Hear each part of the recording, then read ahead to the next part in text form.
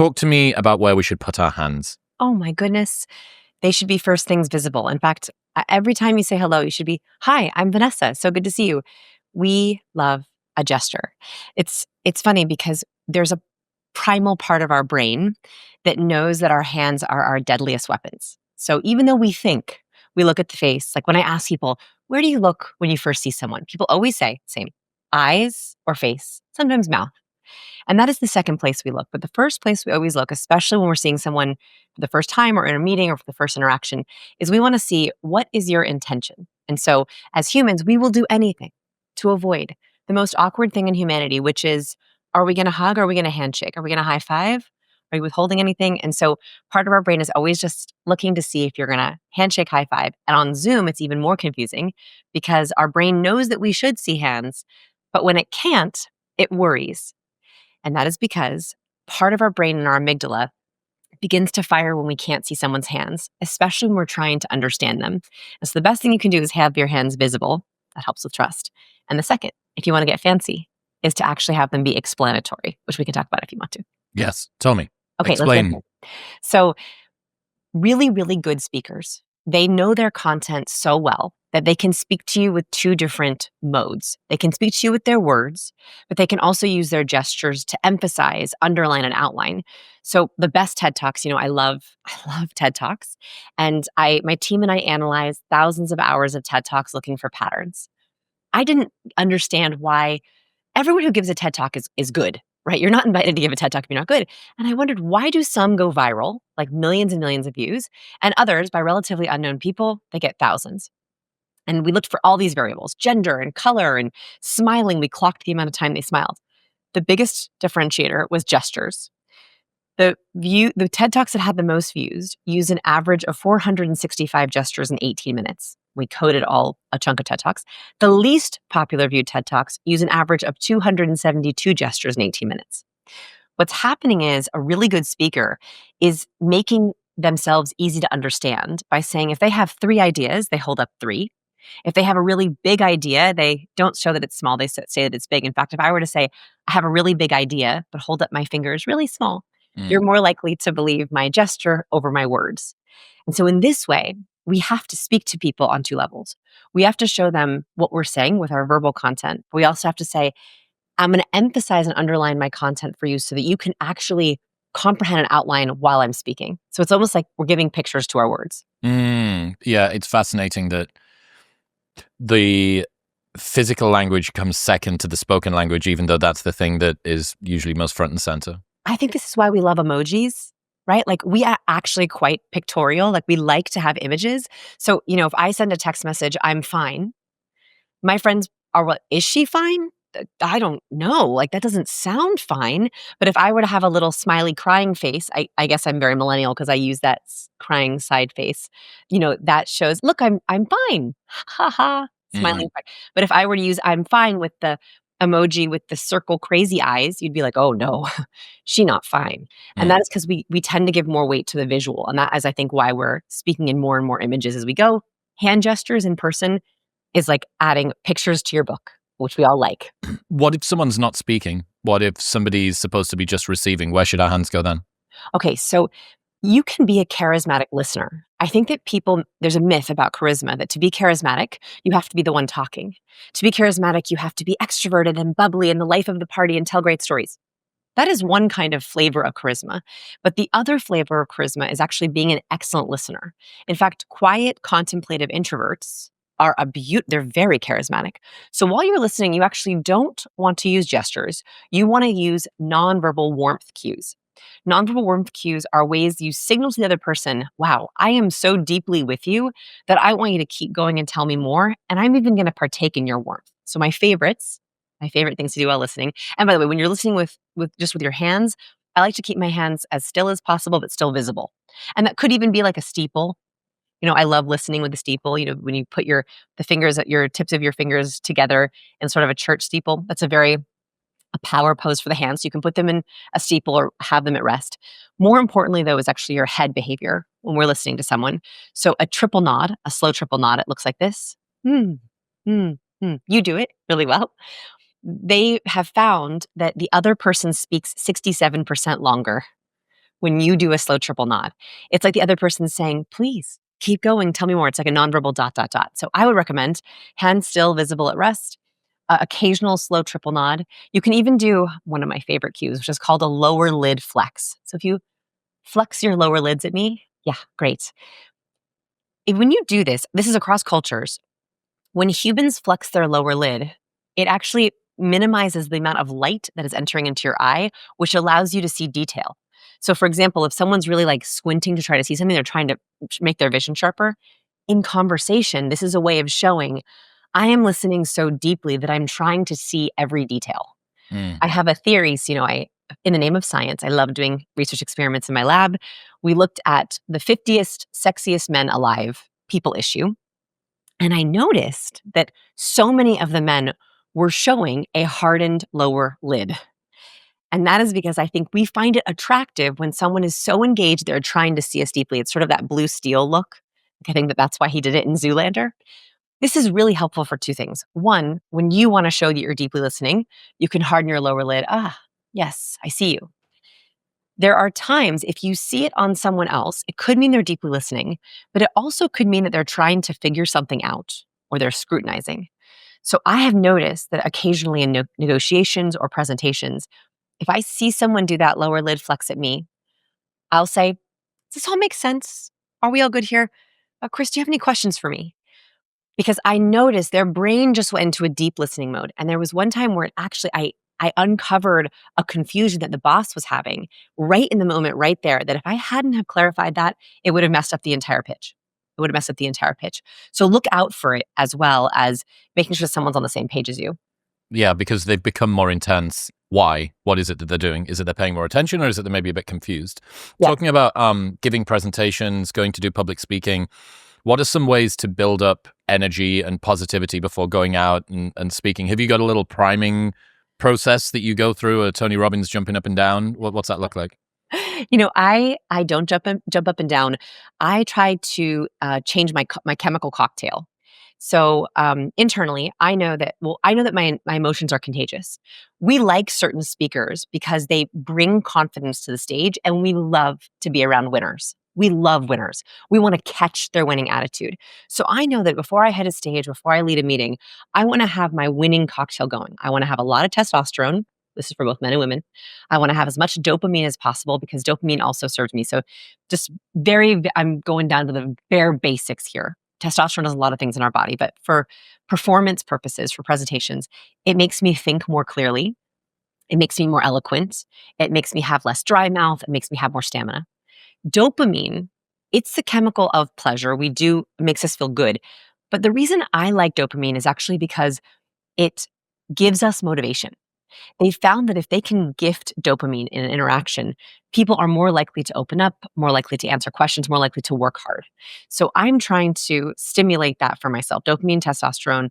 If I'm anxious, like if I'm very nervous, maybe a little bit of serotonin to try to calm myself down. Okay, so what are the things that immediately trigger those very quickly in my pre-success routine?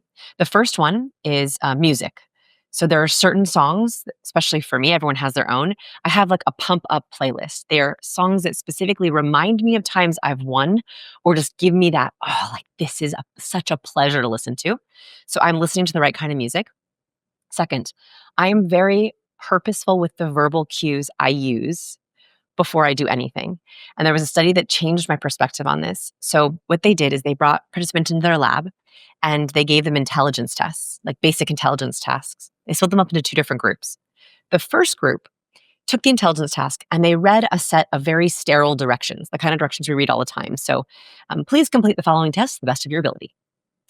The second group, they wondered if they sprinkled in what are called achievement-oriented words, words like success, win, master, achieve, could they actually change the participants' behavior? So they sprinkled in 3 or 4 of these words. So, try to win the following answers to the best of your ability. If you achieve success, right, like they just very sprinkled them into the direction.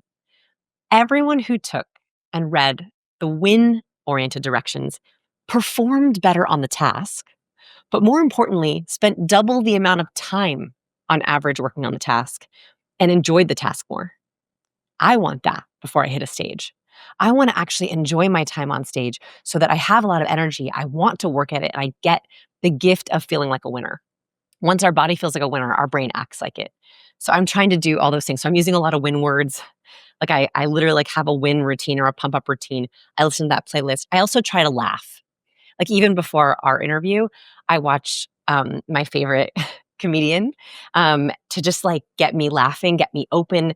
Laughing opens up your body, it opens up your face, it makes you breathe more, it lowers my vocal register, which for women is especially important, but for both men and women, that's like magic when you're presenting. Okay, so when it comes to the verbal cues, you said that you're being purposeful with the ones that you're using. Mhm. What's that mean? That you're talking to people backstage, Yeah. and you're just making sure that you're sprinkling positivity?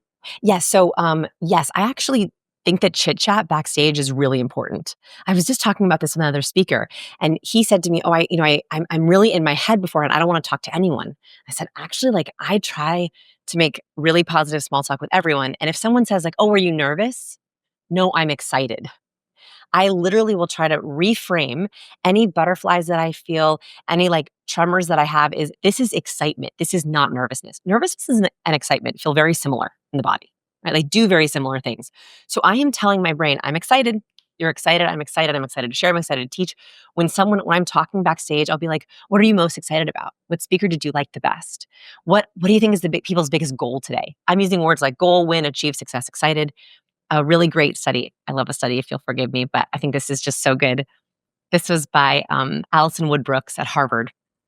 She made students, poor students, sing Don't Stop Believing into a karaoke machine that rated them for accuracy, like accuracy of singing. These students had no singing background. One group, they just sung, control group. The second group, she had them say out loud, no matter how they felt, I'm nervous, then sing. And the last group had to say, I'm excited, no matter how they actually felt, and sing. The group that said, I'm excited, had the most accurate singing, over 80% accuracy in their singing, even though they had no trained singers. The control group was next. I think the I'm nervous group sung with under 60% accuracy. In other words, you can have a self-fulfilling prophecy. If you're about to go up and you're like, oh my gosh, I'm so nervous. I'm so nervous. You are going to make yourself think like a loser. Mm. You're going to have more cortisol, you're going to have more adrenaline, and those things don't serve you.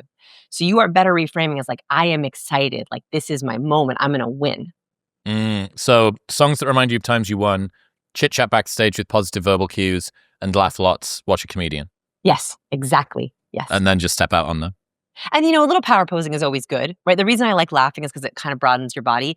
I also sometimes see people pacing backstage. Like, I do a lot of events and I see other speakers sometimes and they're hovered over their notes, right? They're like hunched over their notes. They're looking at their little tiny phone and they're like practicing in like this very small, tight, contracted way. And they get on stage every single time. Whenever I see someone do that, they get on stage from this very contracted position and they always either start with vocal fry. So, hi, good morning, good morning, good morning, good morning, because they've actually contracted their vocal power. They have less breath. It's their first word, they lose all their vocal charisma, like really right off the bat. Or they start with the question inflection. Hi, my name is Vanessa. So happy to be here. And today we're going to talk about growth. And that is because they were literally in, and I don't say this without some backing, a loser position. Research from the University of British Columbia studied winning athletes and losing athletes. This is across Olympic trials, so around the world. Losing athletes contract. When they lose a race, they tilt their head down, they roll their shoulders in, they take up as little space as possible. That restricts their oxygen, that lowers their testosterone. It literally makes them feel worse. Whereas winners take up as much space as possible, right? They're super broad, they tilt their head up. So laughing is a sort of comfortable way for me to go into winner body language. I do think it would be a little weird if I was like stomping around backstage, like Rocky. I could do it, but I think it would also create a little bit of weirdness. So if you can broaden your body, that's why I think Tony Robbins jumps.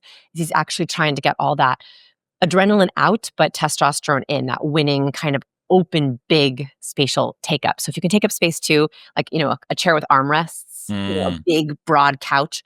All my chairs in my office, you can't see it right now, they all have armrests. Whenever I have a client come over, they're always sitting in big, broad chairs.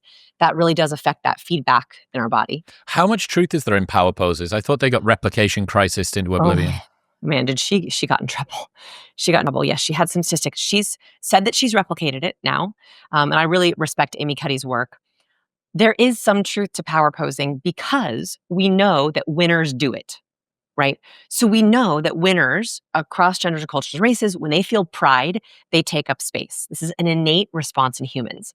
Does it work backwards? We think so. We think that we can take the pride of the pose of a winner and then kind of change those chemicals. Is it the fastest way? Maybe not. Is it the only way? Maybe not.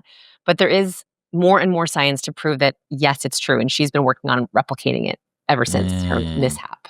Okay, let's say people are sat down, meeting, interview, podcast, dinner. What are the do's and don'ts when we're sat down? Oh my goodness. Okay, so remember that when you're seated, you can still look very, very confident and powerful. The biggest thing you can do when you're seated from a nonverbal, should we talk nonverbal or verbal or both? Both. Okay. We'll do nonverbal because we were just talking about it. One is you want to angle your torso towards the person you're speaking with, especially your camera. The biggest mistake that I see on Zoom is someone has their camera here, but their screen is angled off.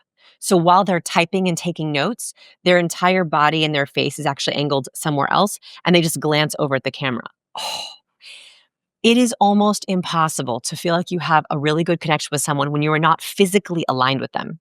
So when I'm on the same nonverbal page as you, our toes, our torso, our head are angled towards each other. We literally feel like we're on the same page. Like physically, we feel like we're on the same page. So wherever you're seated, I like a swivel chair, or if I'm at a restaurant with someone and they put us kind of kitty corner, I will angle my chair so that I'm angled more towards them. So one, try to get on the physical same page. Second, and this is a harder one, but I think it's fun to talk about, which is I try to mirror the person that I'm sitting with physically and verbally. That is my way of showing respect. So for example, if I sit down with someone who's a really fast talker, really high energy, lots of hand gestures, I'll kind of dial up my physical energy. I'm leaning in, I'm using more gestures, I'm using more facial expressions. On the other hand, if I'm with someone who's quite stoic, maybe more of a slow talker, maybe they're more purposeful, they don't use a lot of gestures, I also slow myself down, slow down my gestures, because we do feel like we like to be around people who are like us, who have similar communication styles. And so that's the next thing you can do is very subtly, and I wouldn't mimic them, but try to match them like a thermostat, try to get on their temperature. What about crossing arms, hands on table, stuff like that? Okay, so when we talk about blocking is when any barrier is between your body and mine. And typically, instinctively, this is back from our caveman days, we don't like when someone is blocking because we feel like it's a barrier between you and me that I might not trust you. Research, this is actually more important. I want people to perceive you as open. And definitely, this is very clear in the research. People rate folks with crossed arms as closed, distant, and closed-minded, right? So you are going to be rated as less charismatic if you have crossed arms, even if you're cold. Doesn't matter the reason. People, they've rated videos and job interviews and on dates. We do not like barriers. But more importantly for me, what really convinced me, because I do sometimes like to cross my arms, is you become more closed-minded. They have found that when they ask people to come up with creative ideas, but they're crossing their arms, they come up with less creative ideas. So literally, closed body equals closed mind. When I'm in a meeting or a date or a presentation or whatever, I want to be as creative as I possibly can. I want to be big thinking. And so I know that the smaller my body is, the more blocking I have, the worse that's going to be. So open body, I like visible hands, obviously. And I also think that the more you can lean, that's another warmth cue. So when we really like something, we want to lean closer towards it. We want to, it's actually our five senses. We want to see it, smell it, touch it, taste it. Is that what we want to do our five senses? I don't know if we want to taste each other, but we want to get closer to it. We like things and we want to get closer to them. So you want to do the same thing. If you really like someone's idea, wow, tell me more. Lean in towards it. If you really like someone, oh my gosh, it's so good to see you, right? Leaning in towards them. It's like a nonverbal bolding of I like you so much. I like this idea so much. I physically want to get closer. It works on camera too, which is really nice. And also makes me feel more engaged. When I leaned into you, I was like, oh yeah, I do like this tip. It was a trick for me even internally just now. What about hands on face, hands around face, hands on mouth? research from Cornell looked at 4 untrustworthy behaviors that when people see them, they immediately feel a little bit of untrust or mistrust. One of them was hands touching face. That was one of them. So, research says that when someone is touching their face, we typically don't like it. But I want to add a little caveat here. There are different ways of doing this. For example, it can be quite pensive to hold your chin very still and think while holding. When you are rubbing your face, so rubbing your chin, biting your nails, rubbing at your eyes, totally different. Why? Liars often touch their mouth and their eyes. They also touch their nose. So lie detection research, I think these research communities were acting independently of each other. But yes, as humans, we see someone touching their face as untrustworthy. Why? In the lie detection community, research has found that liars are literally trying to hold things in.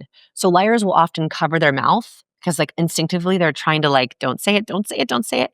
You might even see like if you watch Bill Clinton's testimony during the Monica Lewinsky trial, which I've coded in depth, he literally does a shush gesture to himself as he's waiting for his question that he's about to lie on. Like literally he's holding a shush gesture up. Also, we tend to mouth block as like, shh, it's going to get me in trouble. Do not say it. We also, and this also happened in the Monica Lewinsky trial, I believe Alan Hirsch is the researcher. He counted the number of times that Clinton touched his nose, and he found that it was like 8x times when he was lying versus his truthful answers. This is because there is a little bit of a Pinocchio's nose. They found that we have tissue in our nose that tingles sometimes when we feel guilt.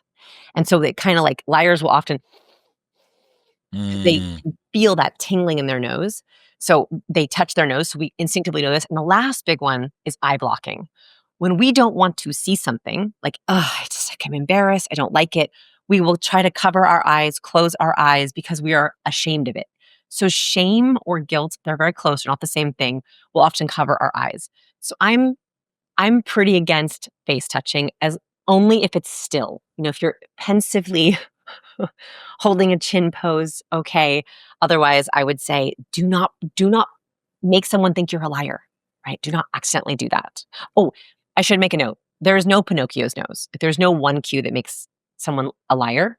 And so these are like one-off cues. Like if you're talking to someone and they haven't touched their nose once, but all of a sudden you're like, so what do you think of the new girl? And they're like, yeah, she's great. That's when I would be like, why did that just happen around that weird verbal? So you're looking for clusters of red flags when we're talking about lie detection that are signals of shame or guilt or fear. What were the other 3 actions? Okay, so touching the face, touching the stomach. So like rubbing or touching your torso or your stomach, again, a blocking behavior, right? Like instinctively we know that. Wringing or rubbing hands. So knuckle cracking, wringing hands, movement around hand self-touch, which makes us nervous. And blocking behaviors, right? So like any kind of like sudden crossing or blocking. What is it that we're doing? Are we trying to self-soothe there in some way? Yes, and that's the problem with lie detection and why it's not a true science is it's very hard to separate anxiety from guilt. If someone's accusing you of lying, you're going to be anxious and you're going to do some of those behaviors. We're trying to self-soothe, right? We're like, for example, we rub our neck, right? To like calm ourselves down. That reminds us of being a baby when our parents rubbed us. We bite our pens or our fingers as a pacifying gesture because it reminds us of sucking at the boob or a pacifier. They're all instinctive, but it's hard to know the difference between guilt and anxiety. Okay, talk to me about detecting lying then. What's true and what's false? Okay, so there are statistical cues to deceit. These are things that liars typically do, but there's no one cue. So the way that I do lie detection, the way that I teach lie detection is I think of it as you have to know someone's baseline before you can know what they do when they lie. So we can actually do this together. I think that everyone should know their lying red flags. Every single person on this earth has things they typically do when they lie. It is good to know what yours are. Know what yours are. So I'm going to help you figure out what those are. You ready? Okay. Okay. So here's what I want you to do. You can do this after the interview, okay? First, you have to figure out what your baseline is. So I want you to turn on your camera and I want you to say your name, your age, and then I want you to say, so like on your phone or whatever, then I want you to tell me what you had for breakfast yesterday. This is how you look when you're recalling something. So Chris, just think about what you had for breakfast yesterday. Okay, so you looked up and to your right. Yeah?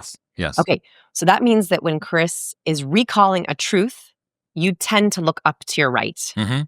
right? So, by the way, there was a huge myth back in the day that, like, if you look up to the left, you're lying. If you look up to the right. Mm-hmm.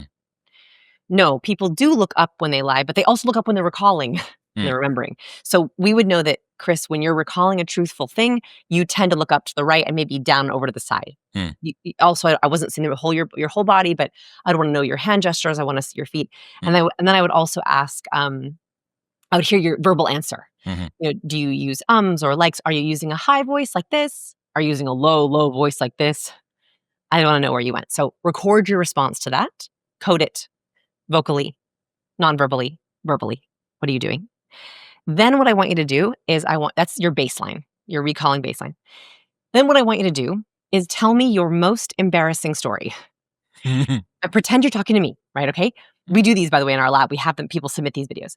And when you tell me your most embarrassing story, I want you to kind of relive it. Like, I want you to recall the humiliation that you felt during that embarrassing story. I'm trying to get your body a little bit nervous, right? I'm trying to see your nervous baseline.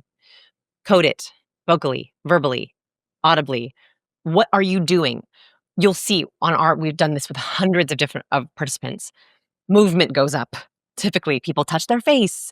They're using more gestures, or they go really stoic, deer in the headlights, like very, very still, whites of eyes showing, recounting it like they wish they were dead. It tends to be either one. So record yourself.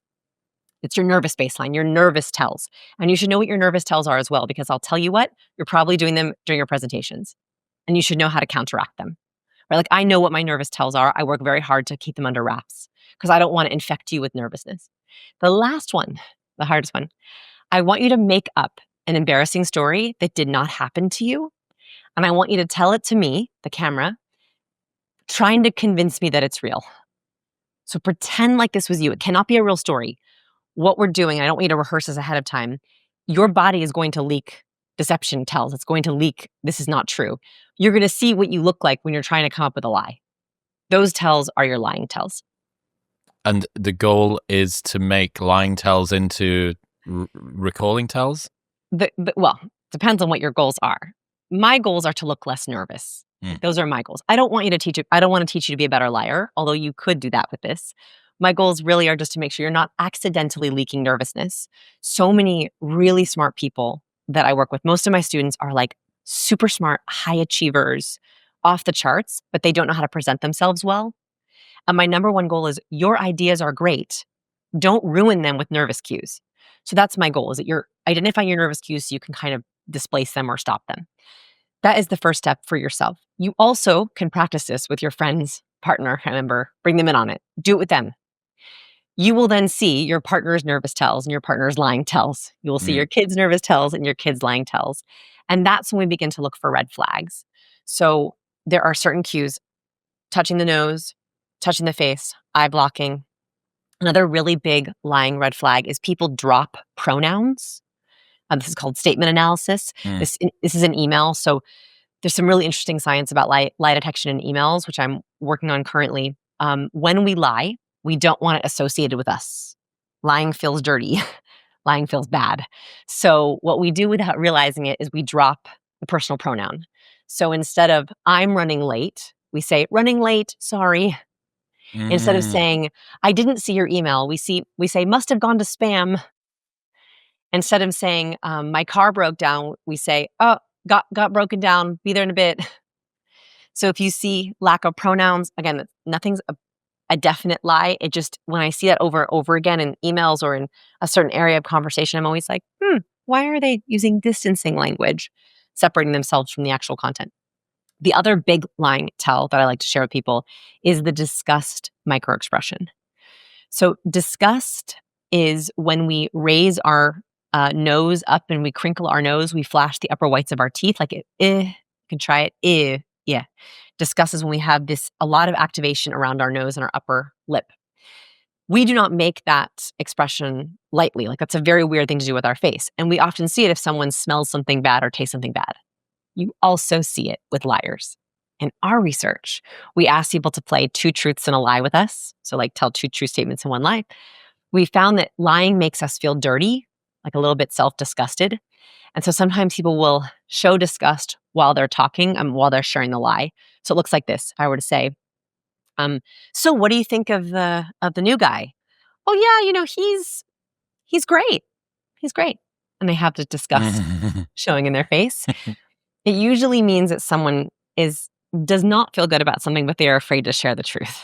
So disgust is one of the other statistical cues that you will see misaligned, like misaligned nonverbal and verbal. You mentioned there about smart people sometimes struggling with being charismatic. Explain that to me. Smart people often have the mistaken belief that book smarts equal people smarts. They hope that all their hard work and great ideas and brilliance and talent will translate because it's so good. The problem is, what the research shows is that competence without warmth leaves us feeling suspicious. So you can have the best idea in the world, but if you don't know how to share it with warmth, likability, trust, people cannot believe it. Doesn't matter how good the idea is. The kind of famous example, I share this in my book, is Jamie Siminoff. He's the founder of Ring. He went on Shark Tank, and Ring is that video doorbell company. Ring is literally a $1 billion idea. Like, he went on to sell Ring for billions of dollars. He went on to get Shaq, Richard Branson, incredible investors. What most people don't know is he went on Shark Tank, pitched a $1 billion idea, and got no deals. Like, a complete failure of a pitch. Tons of pushback. They didn't believe him. They didn't like him. Why? He relied too much on his book smarts. He had a dialed pitch. The numbers were good. The words were good, but he looked scared. And he also went really mute with his nonverbal cues. Muting in itself is a nonverbal cue. And smart people think, I don't need to think about all this body language stuff. I don't need to worry about my vocal power. My ideas are strong enough. So Jamie was delivering a great pitch verbally, but he looked completely mute. And so the sharks were like, I can't get a read on this guy. And they would not invest. And so for smart people, they have to learn no cues is bad cues. The wrong cues are even worse. So how do you frame your ideas, your competence, with warmth, with trust, with likability? That balance is really hard for my smart students. Wow. Yeah, it's interesting that it gets in the way. It's as much a block as it is an enabler. I had a great conversation recently with William von Hippel, and he was talking about this tension between warmth and competence. I know that's something that you talk about a lot, and it was interesting to see an anthropologist talk about it as well. Yes. People that are competent and demonstrate competence is often seen as being more cold. People that are warm are seen as less competent. And you've got this sort of ruthless tension between the two. Yes, and I think also we forget that highly charismatic people are a blend of both, but they also use warmth and competence like a thermostat. And so we have 2 goals. One is making sure that you're showcasing both, verbally as well as non-verbally. So even in my emails, we do an email audit with our students where we have them literally calculate the number of warm cues and competent cues in their emails. Because your emails are a big part of your communication, especially nowadays, we're constantly online. So one, you want to be both, but the real charismatic people, the really good ones, if they know they're emailing a competent person, they dial up the competence. If they know they're emailing a warm person, they dial up the warmth. And we can do this with very specific cues. Emojis, exclamation points, words like yay, wow, fab, and whoop. Very warm, right? It's like a little button. You can just sprinkle them in. It's like warm, warm, warm, warm, warm. Whereas competence, numbers, data, graphs, percent, words like power through, efficient, capable, master, those are all very competent cues. And so we can be in control of how people perceive us, but also more importantly, we can also infect people with warmth and competence. The reason why warmth and competence is important is because very charismatic people are making other people feel more charismatic. If you show up as warm and competent, you make everyone in the room more warm and competent. That's why we like highly charismatic people, is we want to catch their warmth. We want to catch their competence. So if you are using warm and competent verbal cues in your emails, you are literally gifting warmth and competence to everyone gets them, which means you get better replies, faster replies, and you become more memorable. Research proves that we can produce warmth and competence with the kinds of words that we use. And that is super empowering, not only to us, but to others. What about in person? Competent people that want to feel more warm and warm people that want to appear more competent. Okay, so if you want to appeal more warm, we talked about one of the cues, which is a nod, right? Immediately, that slow triple nod is high in warmth. A head tilt is also very high in warmth. So when we expose our ear universally, it shows that we're trying to hear better. That's also a warmth cue. They've found that if I were to deliver bad news to you with a head tilt, it softens the blow. Like it actually feels a little bit better because I'm giving more empathy. So a slight head tilt. This also works really well in a profile picture. So if you are a highly competent leader and you're like, I need to dial up my warmth, consider adding visible hands, so like a not so close to the face, as well as possibly a head tilt. The worst profile pictures, I don't know why this is all over LinkedIn, is like people have their arms crossed and they're like leaning back and looking over their shoulder. Have you seen this on LinkedIn? Like this is like, Yeah. Oh, I have actually. oh, Yeah. oh, I don't spend that much time. I try to spend as little time on LinkedIn as possible. good on you. Yes, that's great. And so if you want to be seen as warmer and competent, one, you should angle your body towards the camera. You can consider having a head tilt. Another warmth cue, obviously, is a genuine smile, not a fake smile, not a half smile. A fake smile is on the bottom half of the face, and it rubs us really wrong. So if I were to have a fake smile on the bottom half of the face, it would make me seem more inauthentic. A real smile reaches all the way up into our upper cheek muscles, and that immediately activates a lot of warmth. It's also more contagious. So if you're going to smile in your profile picture, do it big. If you're not going to smile, be neutral. So, for example, this is something to think about is men and women have different perceptions of warmth and competence. Typically, women by default are seen as higher in warmth. Men by default are seen as higher in competence. This is just something important to know. So, for my books, I decided to not smile on my book covers, my first two book covers, because I know that as a woman, people are already going to see me as higher in warmth. I was trying to dial up competence. So on my book cover, I'm staring right at the camera, which is also a high competence cue or a power cue. In one of them, I have a steeple. So I'm showing my hands, but I have that power pose, and I'm not smiling. So you don't always have to smile. But if you want to dial up warmth, you can. Competent side. So gaze, especially prolonged eye contact, or highly powerful people also tend to make gaze at the end of their sentence. I think a bad tip that sometimes people get is like, make eye contact all the time. No, that is creepy. Do not make continuous eye contact. That is weird. It's way too much pressure. We actually, when I asked you earlier, what did you have for breakfast 2 days ago? You looked off to the side. That is because as humans, we process away. Like we typically will stop making eye contact to process away. Natural. What highly competent people do is they'll often ruminate as they're thinking, they're looking off and away, and then when they deliver their point, they deliver it right at the end where they make eye contact to you. So eye contact at the end of a point or a sentence, it's like very, very powerful. Yeah, it's strange. Trying to look at somebody for the entirety of the time when you're speaking is really, really hard. Like it almost feels like you've had to strap your eyeballs down and not let them wander around because they want to wander. Yes. You're thinking about stuff. You're like, what was that thing? And I was doing that other stuff. And blah, Yeah. blah, blah. It's almost impossible to compute difficult ideas looking at someone. And that is because our body, when I'm making eye contact, we're producing oxytocin. Our body's like, we're connecting with a human. We better produce oxytocin, which will make us feel trust. When we're doing that, our brain is like, don't solve math problems. Don't try to recall that thing you had for breakfast. Don't try to sort something out. We're focusing on oxytocin. So that's why in natural conversation, people kind of peel away to process something, and that feels natural. There is a myth that liars are shifty-eyed. No. Liars make more eye contact, and that is because they've typically verbally rehearsed. They don't have to think, and they are watching you to see, do you believe me?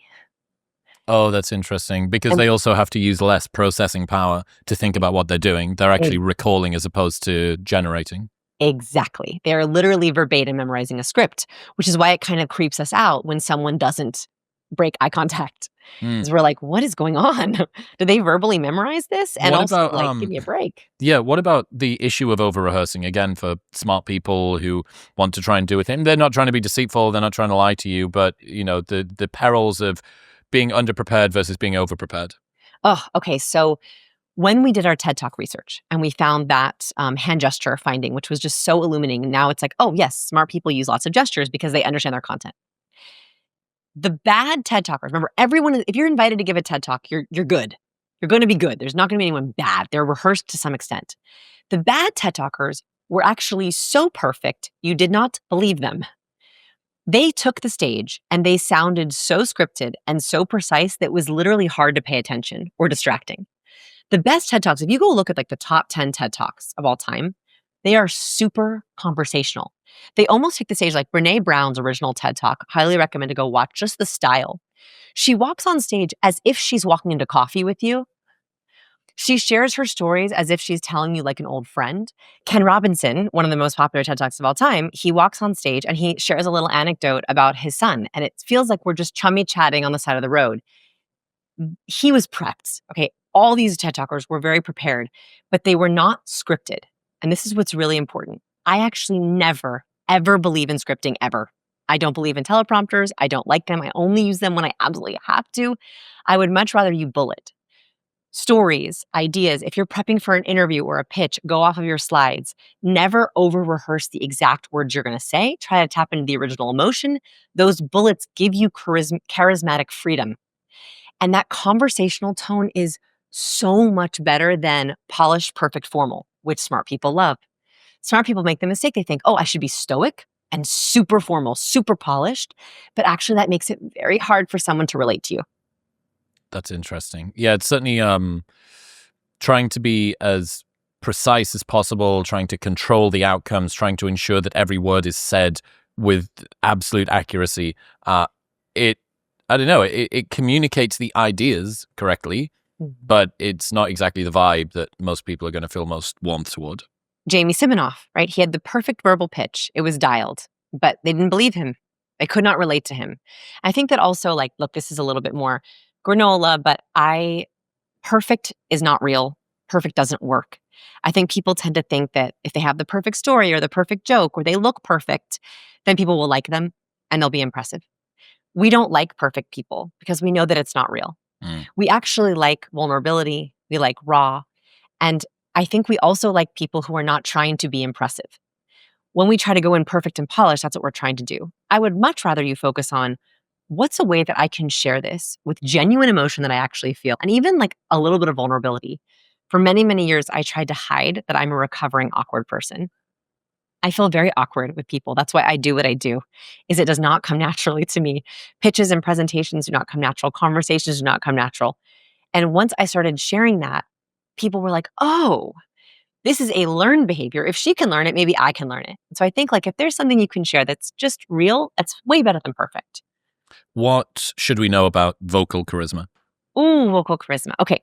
So one thing I didn't talk about from lie detection research is the importance of our vocal cues. So a lot of the cues in lie detection are vocal. And that is because it is very hard to lie with our vocal tone, right? Like it's hard to manipulate or change your voice. So the reason why we're so cued in to listening to how someone is saying something is our brain is trying to figure out, are you telling the truth? Do I believe you? Do you believe you? And so there's a couple vocal cues that are really important for both truth telling, but also just powerful having a powerful vocal charisma. The very first one is using the lowest end of your natural tone. All of us have a range, both men and women. So right now I'm working very hard to stay in the lowest end of my natural range. This is still natural for me, but when I'm talking to my husband or my kids, I'll often say, oh, hey girls, how's it going? I love you so much. But if I were to give this entire interview in this tone of voice, it would drive you crazy.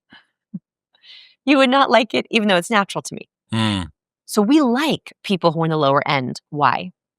When I'm in the lowest end of my register, the way that I get my voice down there is one, I keep my shoulders as low as possible. I maximize distance between my earlobes and my shoulder.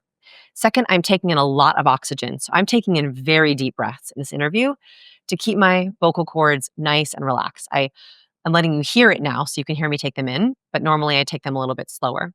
When we are anxious, we hold our breath. So what happens is we go, hello, how are you? Good to see you. Yes.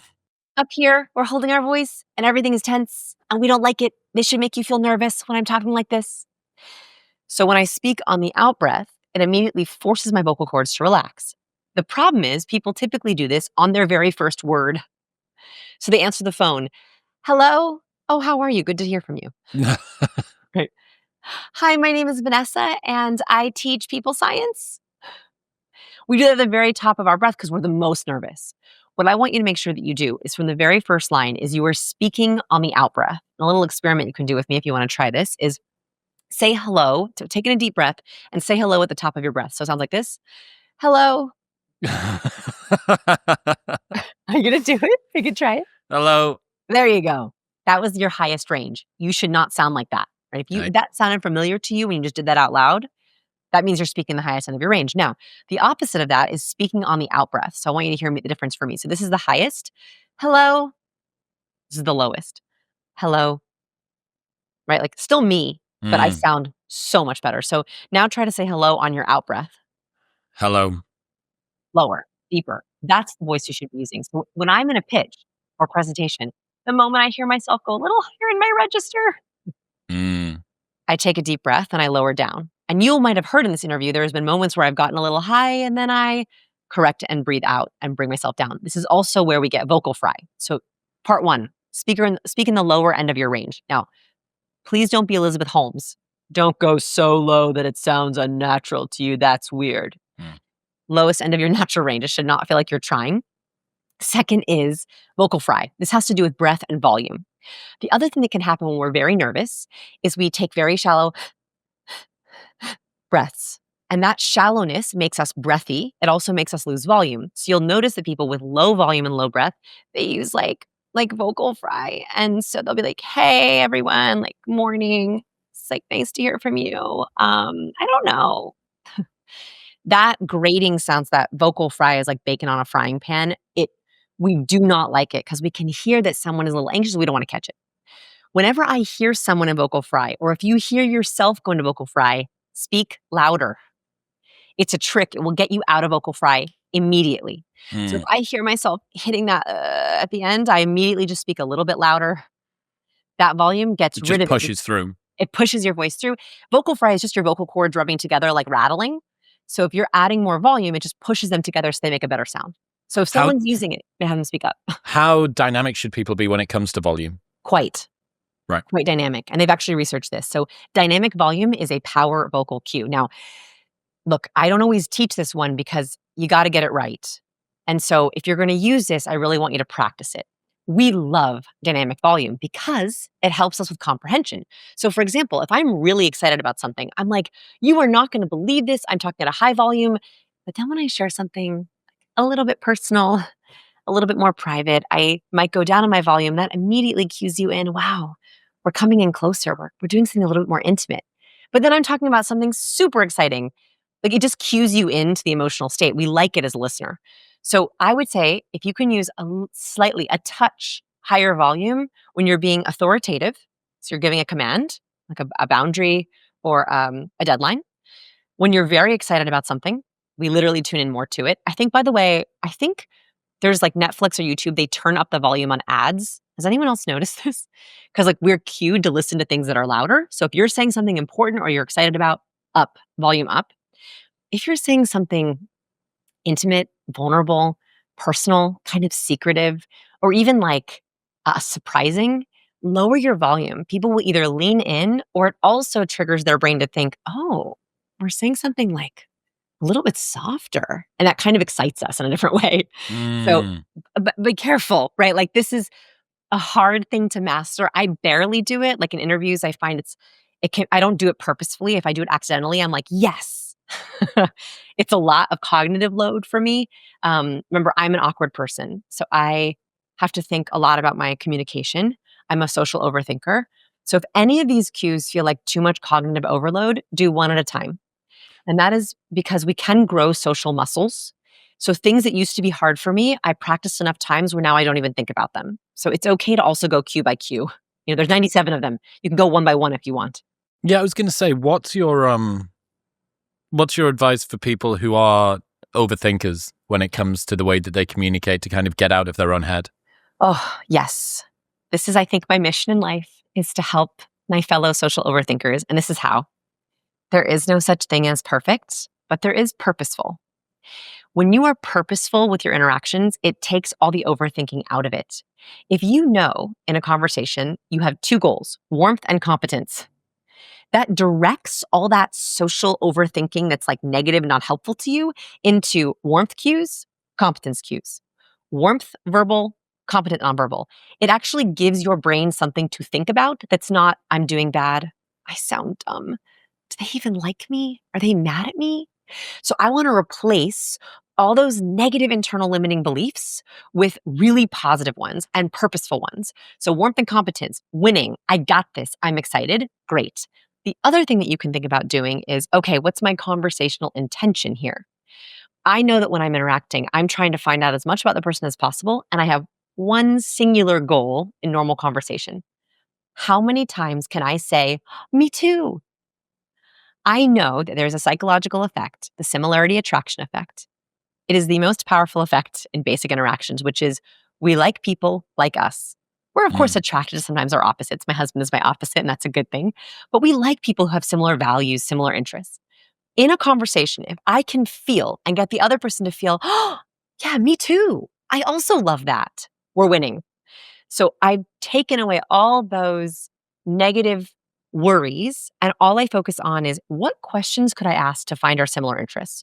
What stories could I tell to find our similar core values? How much more can I say me too? That has completely game changed the internal focus of my overthinking.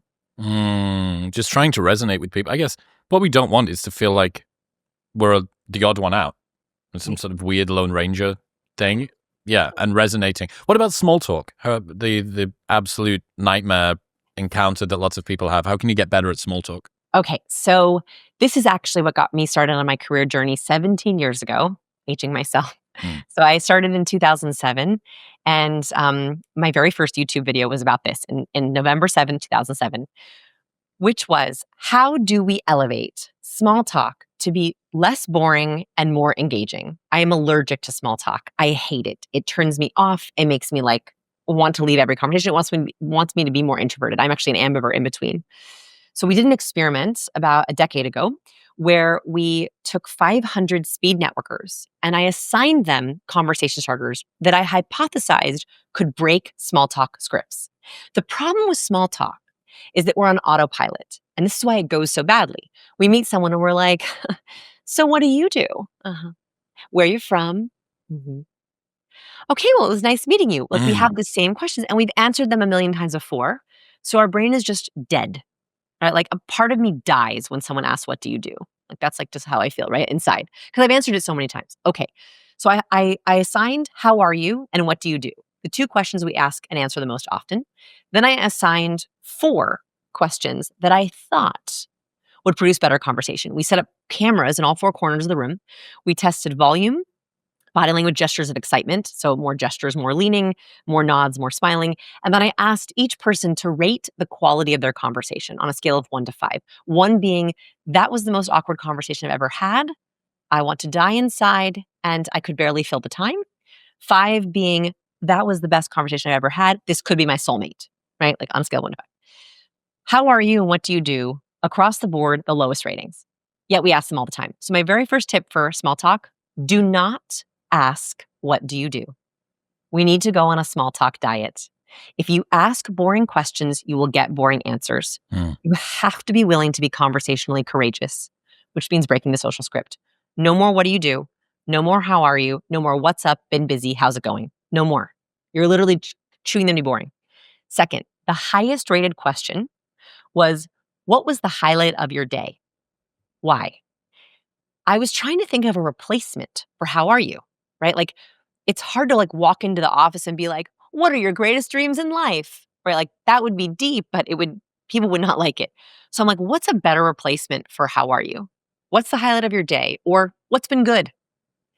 It completely changes the autopilot. One, it disengages it. But second, it makes the other person think, oh, what has been good? Good, good, good, good.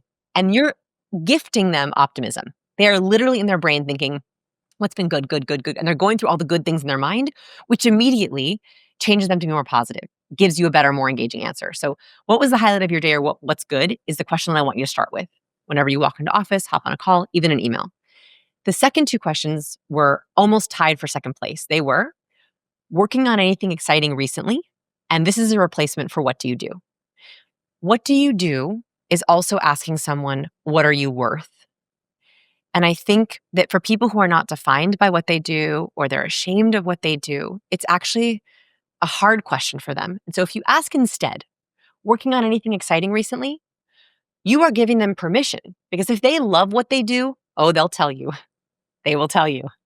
If they don't love what they do, they'll tell you something else that's great. A side hustle, a personal passion. If they don't work, they'll tell you about being a stay-at-home parent. It's a permission question, and it immediately lights someone up because they're like, what's exciting? What's exciting?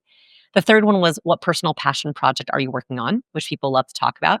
And by the way, even if someone doesn't have a personal passion, they can be like, I have to work on that. And then you get to share yours, right? Like you can still then share yours and have a little bit of excitement. Mm-hmm.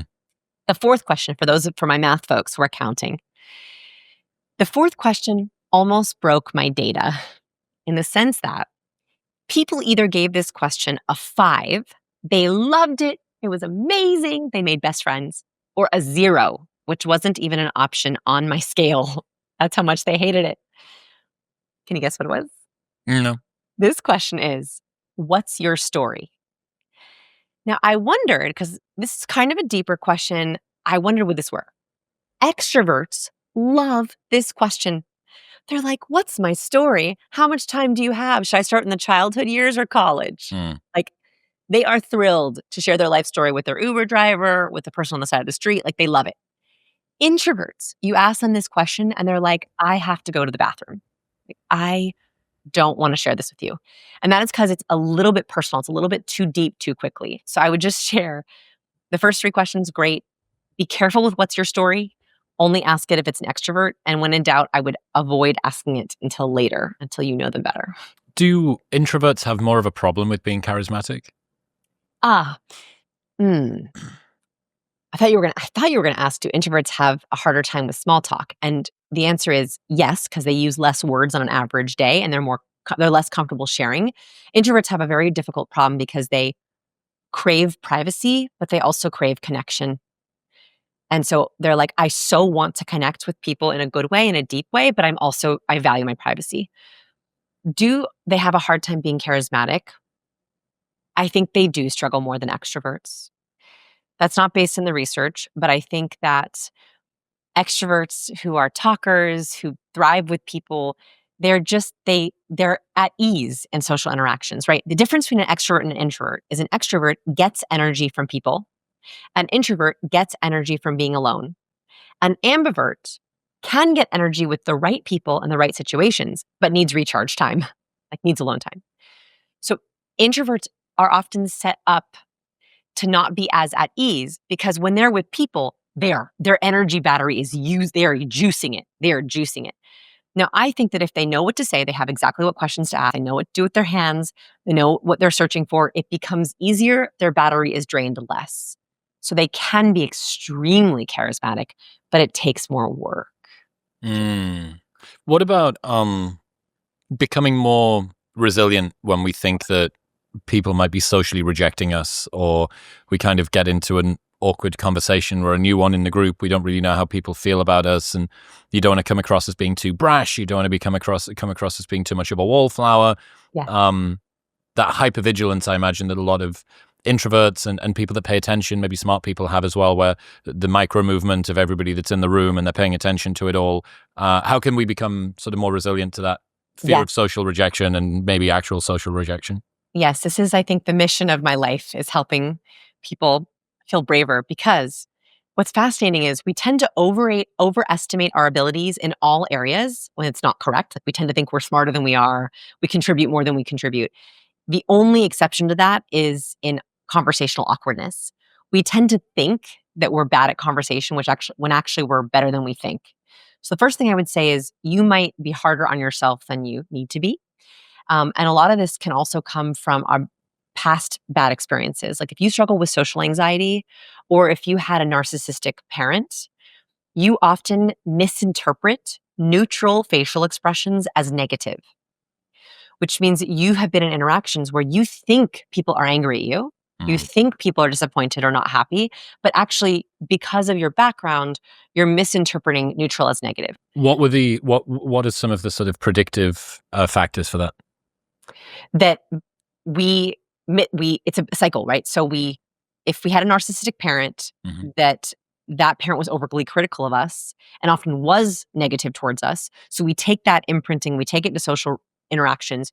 We see a neutral person who's like, "Oh, that's interesting. You do marketing."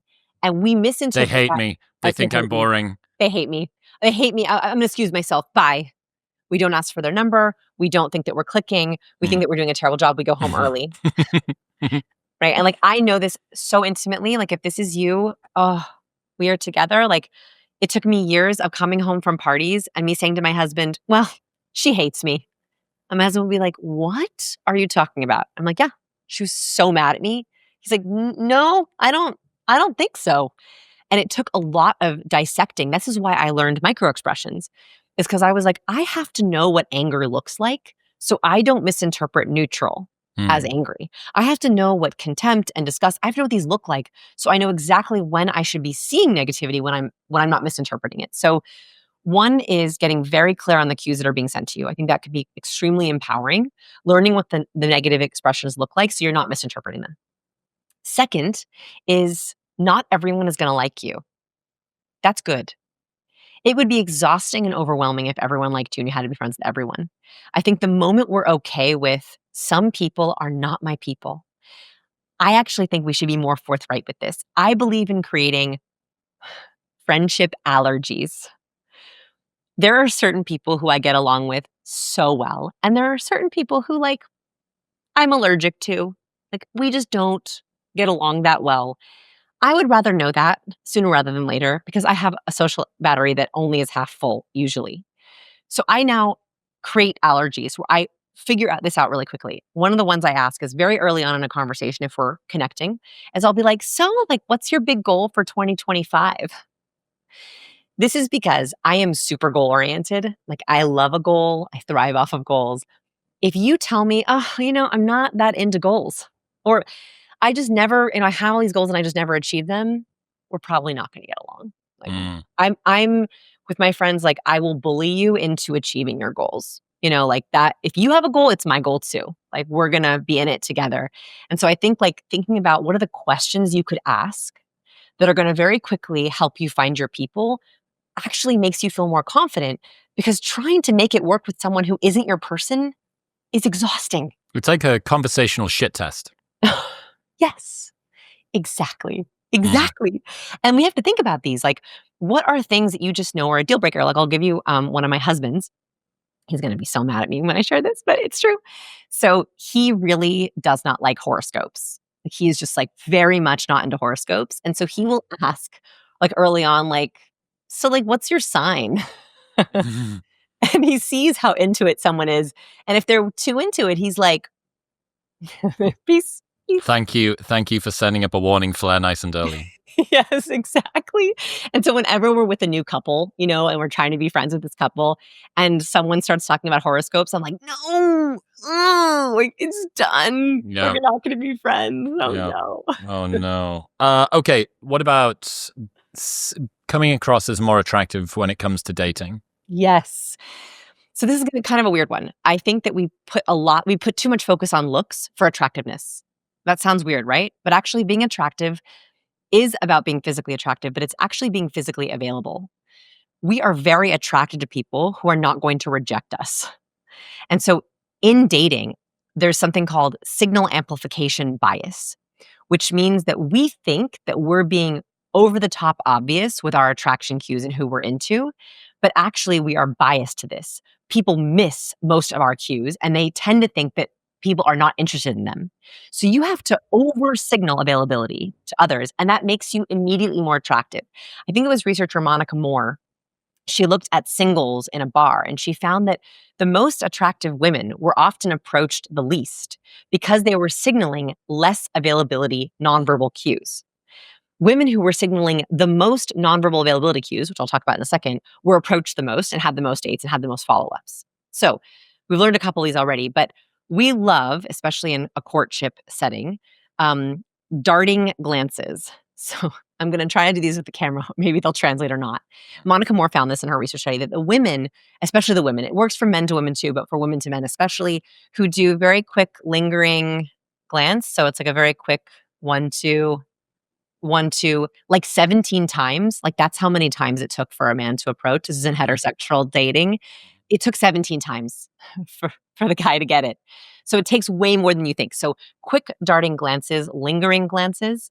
I also think this was not in the research study, but there's a very low pressure way to be attractive verbally, and it's to be very clear. If you see someone who's attractive in the gym or a hallway, all you have to do to suss it out if there's anything happening there is like a, hey, just that. Because if they're married or not interested, they'll be like, hey. And you're like, cool. Like, not my person, got it. But if they're like, hey, you're in, girl. Like, you're in. This works for both men or women. Just try like a little subtle, soft hey.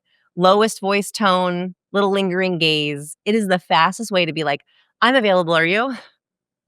And we got to do that more often. Like, life is too short. I have so many amazing single students who are catches. They are incredible and they are single and they are lonely. And I'm like, when's the last time you said hey? And they're like, what? I don't want to be rejected. And I'm like, would you rather be lonely? Like, we got to get some social exposure. And this is my last tip for dealing with anxiety, which also answers your attractiveness question, is I would rather you over signal availability, which has no repercussions. If you do darting, lingering glances and no one approaches you, okay. Like, there's no downside to that. If you approach someone or walk by someone in the gym and you're like, hey, and they ignore you, no repercussions. Like, it is totally okay. I think we have to get out there and expose it because they have found that the more that we can do social exposure to things that make us slightly anxious, they stop making us anxious. So if I'm saying this and this is making you nervous, please go do it 10 times. We got to just rip off that Band-Aid. I promise you, by the 11th time, and if it's not true, you can come find me on Instagram and yell at me. By the 11th time, it will feel a little less scary. By the 12th time, you might have a date. So much of the stuff that you're talking about sort of aligns with a lot of what CBT teaches. It's a combination of exposure therapy, CBT, reframing.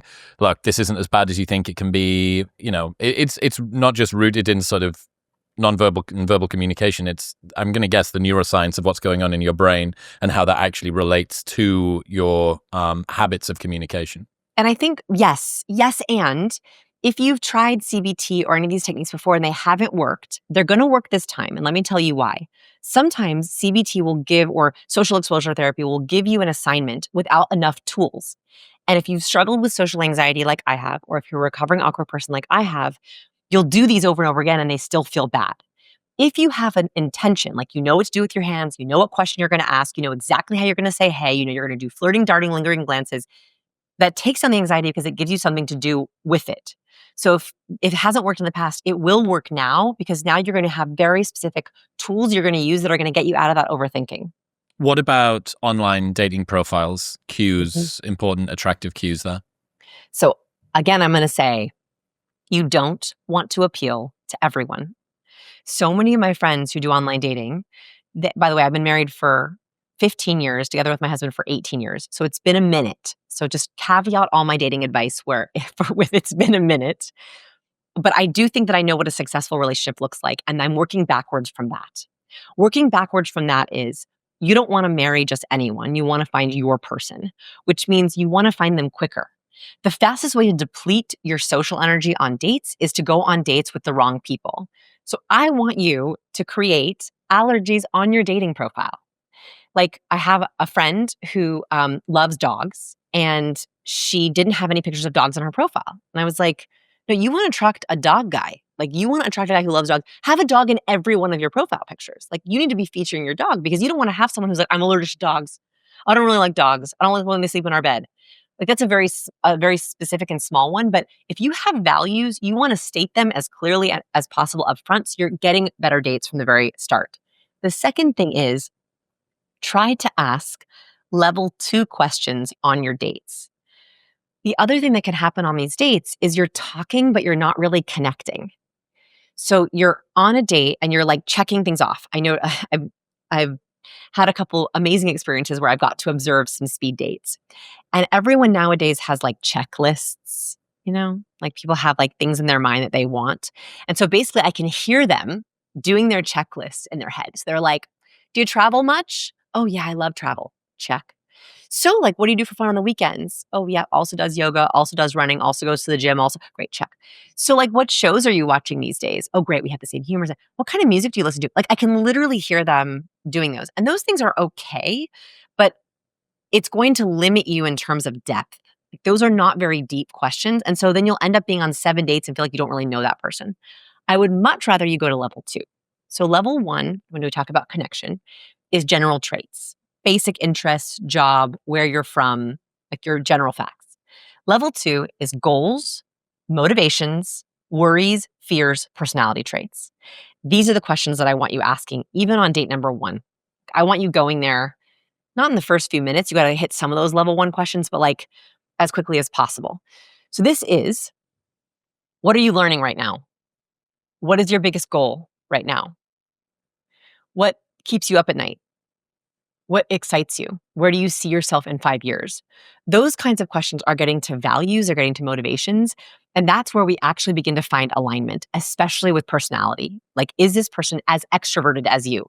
Like, I would literally ask them or have them listen to this podcast and be like, where's your social battery? Like, are you an introvert or extrovert? Like, how much socializing do you like to do in a week?